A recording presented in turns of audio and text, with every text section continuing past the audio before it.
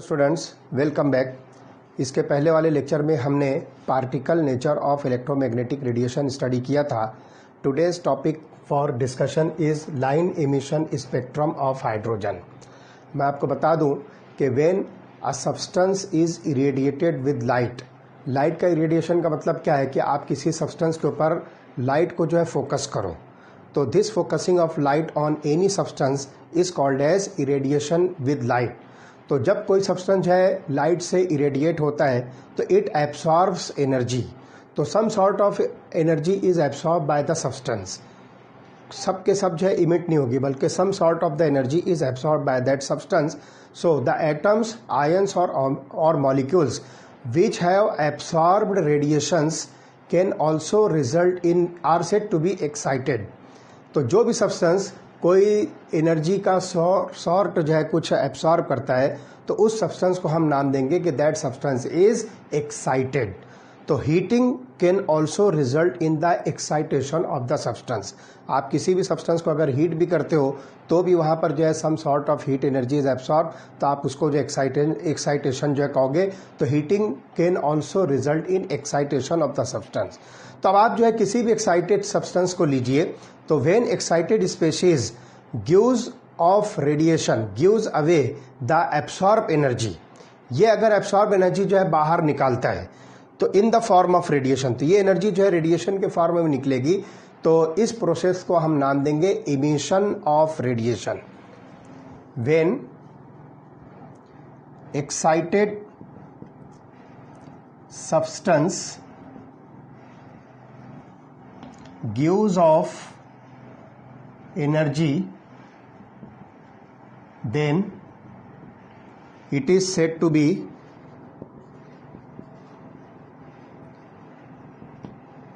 emission of radiation। इस process को हम इमिशन ऑफ रेडिएशन कहेंगे। तो यहाँ पर जो है कोई भी सब्सटेंस जब अपने पास की जो एब्सॉर्ब एनर्जी है जब वो बाहर निकालता है तो that process is said to be emission of radiation. तो यहाँ पर जो है the recorded spectrum of this emitted radiation is called as emission spectrum. तो यहाँ पर जो रिकॉर्डेड स्पेक्ट्रम आएगा, द रिकॉर्डेड स्पेक्ट्रम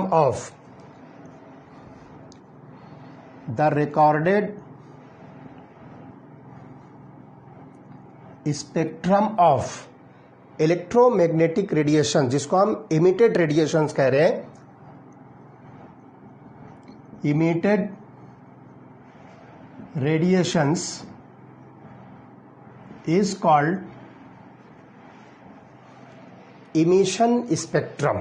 हम इसको नाम देंगे emission spectrum।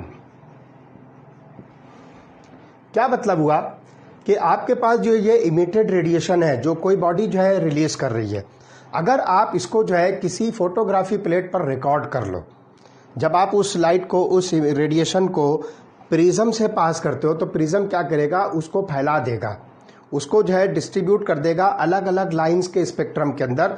तो वो जो लाइन स्पेक्ट्रम आपको मिलेगा that is called as emitted spectrum. तो वो जो रिकॉर्डेड फोटोग्राफी प्लेट के ऊपर जो अलग अलग लाइंस मिलेगी वो लाइंस आपको जो है कुछ इस तरह से दिखेगी। तो this is called as the emission spectrum. तो यहां पर ध्यान रखिए कि when electric discharge is passed through hydrogen gas, आप इलेक्ट्रिक डिस्चार्ज से भी हाइड्रोजन गैस को जो है एक्साइटेड स्टेट में ले जा सकते हो। तो यहां पर एक एक्सपेरिमेंट है कि when electric discharge is passed through hydrogen it emits radiation and it is studied by 5 scientist. 5 अलग अलग साइंटिस्ट ने इस रेडिएशन स्पेक्ट्रम को जो है ऑब्जर्व किया, जिसको हम इमिशन स्पेक्ट्रम ऑफ हाइड्रोजन कहेंगे। तो वो क्या किया, उन्होंने एक स्पेक्ट्रम को उन्होंने जो है रिकॉर्ड किया and this recorded spectrum is observed into different regions. जैसे कि इलेक्ट्रोमैग्नेटिक रेडिएशन के अलग अलग रीजन्स हैं, इंफ्रारेड रीजन है, एक्सरेज है, कॉस्मिक है, विजिबल रीजन है, और इसी तरह से जो है और डिफरेंट रीजन्स हैं, इंफ्रारेड वगैरह है, अल्ट्रावायलेट रीजन है। तो अलग अलग रीजन्स के अंदर ये 5 साइंटिस्ट ने इस स्पेक्ट्रम को जो है ऑब्जर्व किया और the spectra were not continuous and comprised of a series of lines corresponding to different frequency. तो आप यहाँ पर देखिए कि ये जो लाइंस होती है These lines get closer and closer together and eventually reach the series limit. तो यहाँ पर आपको जो एक पर्टिकुलर सीरीज मिलेगी, तो आप देख रहे हो ये वाली जो सीरीज दिख रही है ये एक पर्टिकुलर फ्रीक्वेंसी पर ऑब्जर्व हो रही है. This series is observe by the scientist Paschen, therefore this series is called as Paschen series. उसके बाद जो है आपको ये दूसरी एक लाइन की जो है स्पेक्ट्रम दिख रहा है. This series is observe by Balmer, therefore it is called as Balmer series.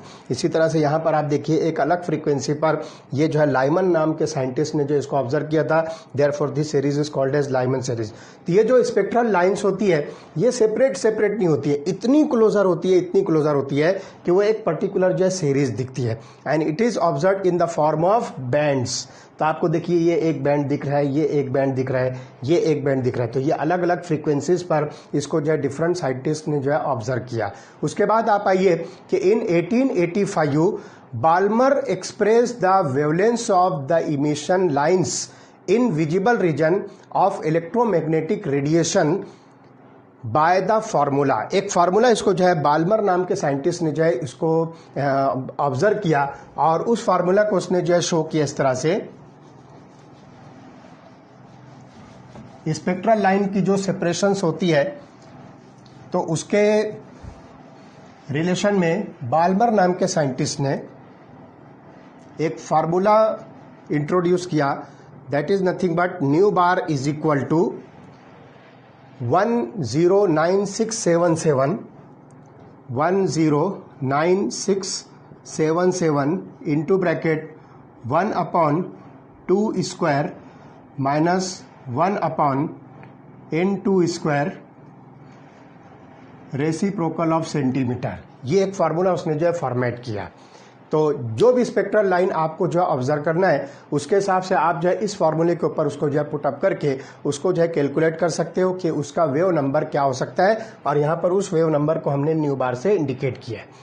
The lines describe by this formula are called as Balmer series. तो यहाँ पर जो लाइंस जो है इस फार्मूले से अगर हम डिस्क्राइब करते हैं तो इस सीरीज का नाम है बाल्मर सीरीज. अब आगे जो है डिफरेंट सीरीज क्या होगी, हम यहाँ पर देखिए एक चार्ट बना हुआ है, इसमें मैं आपको बताऊंगा कि किस तरह से इन सीरीज को जो है डिस्क्राइब किया गया है. और यहाँ पर जो है इस फार्मूले को हम जो है जनरलाइज करते हैं. तो जे रेडबर्ग नाम का साइंटिस्ट, जे रेडबर्ग, इसने जो है अलग अलग रीजन में अलग अलग एनर्जी लेवल्स पर इस फॉर्मूले को जो है एक जनरलाइज करके जो है उसने पुटअप किया. और J Rydberg found that all the 5 series of lines can be describe by the following general expression. तो यहाँ पर उसने जो है इसी एक्सप्रेशन को जो है जनरलाइज किया and he put here n1. तो अब यहाँ पर जो है nu bar is equal to 109677 into bracket 1/n1 square minus 1/n2 square. तो आप यहाँ पर n1 जो है इसको आप जो है इनिशियल एनर्जी कहिए, this is initial energy level and this is final energy level.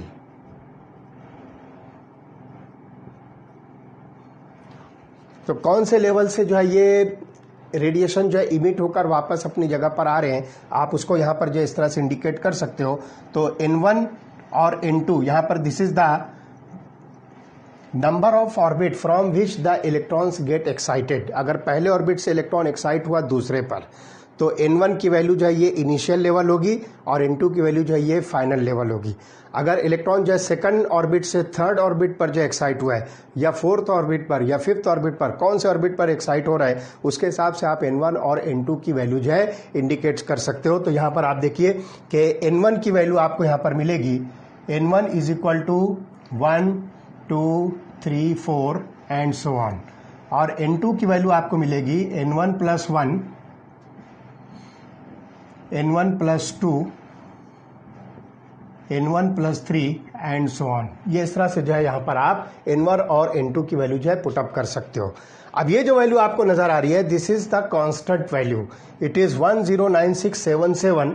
This value is called as Rydberg's constant for hydrogen, जिसको हम शॉर्ट में RH से रिप्रेजेंट करेंगे. This is equal to 109677. This is called as Rydberg's constant. This is called as Rydberg constant. आप देखिए जो 5 scientist ने जो अलग अलग स्पेक्ट्रल लाइन की जो स्पेक्ट्रम को ऑब्जर्व किया था वो यहाँ पर जो है एक सिंपल चार्ट के अंदर जो एक्सप्लेन किया जा रहा है। तो सबसे पहले देखिए यहाँ पर जो लाइमन नाम के साइंटिस्ट ने जो सीरीज ऑब्जर्व किया था उस सीरीज को हम जो है लाइमन सीरीज कह रहे हैं, और उस सीरीज को उसने जो है अल्ट्रावायलेट रीजन के अंदर स्टडी किया है। तो यहाँ पर आप देखिए N1 की वैल्यू 1 है और N2 की वैल्यू 2, 3, 4, 5 एंड सो ऑन। इसका मतलब क्या हुआ कि आपके पास ये जो इलेक्ट्रॉन है जो उस एटम के अंदर प्रेजेंट है, जब आप उसको इरेडिएशन करोगे लाइट से या हीट करके, तो that electron will be excited from first energy level to either second, third, fourth, किसी में भी जाएगा। और जब वो एनर्जी गिव ऑफ करके, एनर्जी रिलीज करके जब वापस अपने ओरिजिनल स्टेट पर आएगा, ओरिजिनल लेवल पर आएगा, तो हम उसको जो है कहेंगे कि this N1, this is electron excited from first orbit to either second, third, fourth और फिफ्थ। और फिर वो जब वापस अपनी जगह पर आएगा तो पहले ऑर्बिट में आएगा। तो ये पर्टिकुलर ये जो रिलेशन है एमिशन जो होता है किस तरह से होगा, हम इसके बाद जो है एक डायग्राम बताएंगे अगले वाले लेक्चर में, तो आपको वहाँ पर बहुत आसानी से ये पांचों सीरीज जो है समझ में आ जाएगी। तो यहाँ पर देखिए लाइमन सीरीज के अंदर N1 की वैल्यू जो 1 है और N2 की वैल्यू जो है 2, 3, 4, 5, मतलब इलेक्ट्रॉन फर्स्ट ऑर्बिट से किसी भी आगे के ऑर्बिट में जा सकता है। उसके बाद जो है दूसरी सीरीज आपको मिलेगी बाल्मर सीरीज। बाल्मर सीरीज के अंदर जो है सेकंड नंबर के ऑर्बिट के इलेक्ट्रॉन को आपने एक्साइट किया 3, 4, 5, 6 और किसी भी ऑर्बिट के अंदर, तो ये विजिबल रीजन के अंदर इसने जो है इसको ऑब्जर्व किया। This series is called as Balmer series. मतलब इलेक्ट्रॉन जो है थर्ड ऑर्बिट से सेकंड पर आएगा, फोर्थ ऑर्बिट से सेकंड पर आएगा, फिफ्थ ऑर्बिट से सेकंड पर आएगा। तो हाइयर ऑर्बिट से इसका जो है लोअर जो इनिशियल ऑर्बिट है वो सेकंड है।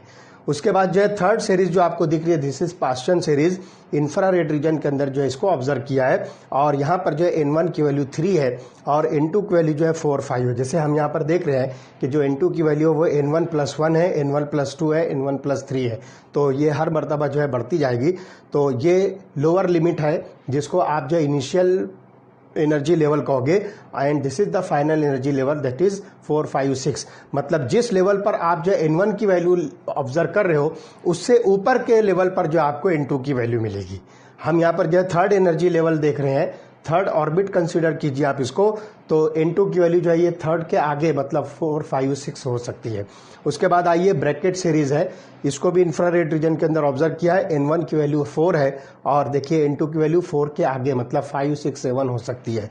एंड लास्ट जो है ये फंड सीरीज है जिसको N1 की वैल्यू जो है 5 पर ऑब्जर्व किया है और N2 की वैल्यू देखो 5 के आगे 6, 7 एंड सो ऑन है। इसको भी जो इंफ्रारेड रीजन, इस तरह से लाइमन सीरीज जो है अल्ट्रावायलेट रीजन में ऑब्जर्व होती है, बाल्मर सीरीज को जो है विजिबल रीजन में ऑब्जर्व किया है, और बाकी 3 सीरीज जिसको हम पास्चन सीरीज, ब्रैकेट सीरीज और फंड सीरीज कह रहे हैं, ये सीरीज जो है इंफ्रारेड रीजन के अंदर ऑब्जर्व की गई।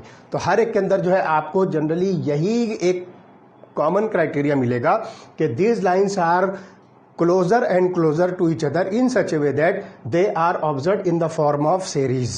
तो ये सीरीज या आप इसको जो है बंडल्स कहिए या आप इसको जो है एक बैंड कंसिडर कीजिए, तो ये बैंड के फॉर्म में जो है ऑब्जर्व होगा। तो ये स्पेक्ट्रल लाइन का जो है सेपरेशन जो है प्रॉपर नहीं होता है, ये इतने करीब होते हैं कि एक जो है बैंड के फॉर्म में जो है आपको जो है ये फोटोग्राफिक प्लेट के ऊपर दिखेगा।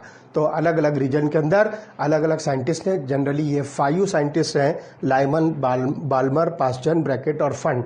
इन लोगों ने जो है अलग अलग एनर्जी लेवल को कंसिडर करके डिफरेंट रीजन्स के अंदर जो है इसको ऑब्जर्व किया। So this is about the line spectrum, line emission spectrum of hydrogen. Hydrogen जो है एक रेफरेंस मॉलिक्यूल है, इसको कंसिडर करके आप इसके ऊपर से जो है दूसरे एटम्स या आयंस या मॉलिक्यूल्स को भी स्टडी कर सकते हो। तो खास तौर से ये बात ध्यान रखना है कि ये जो स्पेक्ट्रम हमने ऑब्जर्व किया है ये इमिशन स्पेक्ट्रम है।